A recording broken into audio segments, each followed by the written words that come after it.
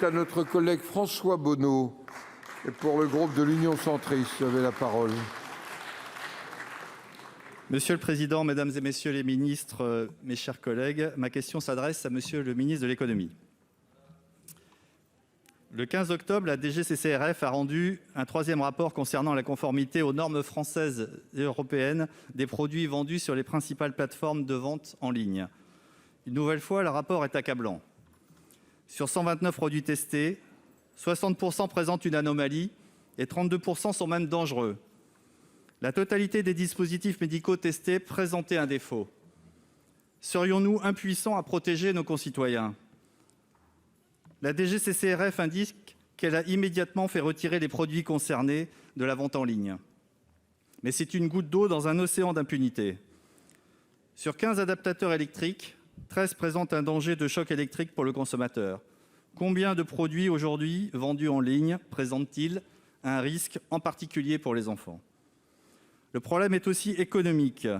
Il y a une concurrence déloyale entre des charlatans online et des commerçants de nos territoires qui paient des loyers, des charges sociales, des taxes foncières et respectent les normes.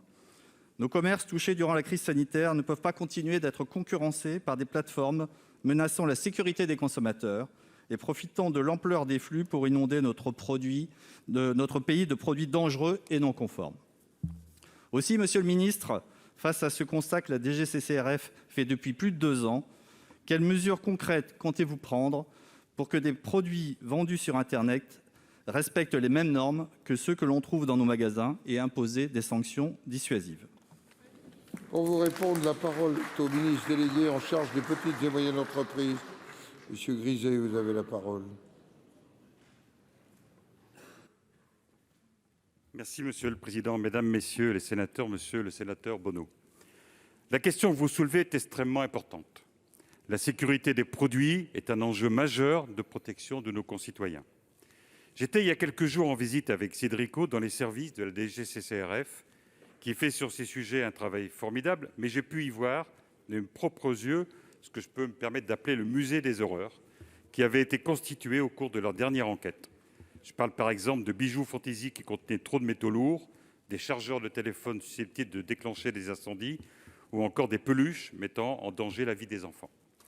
Les places de marché en ligne sont une formidable opportunité pour de nombreuses PME, notamment françaises.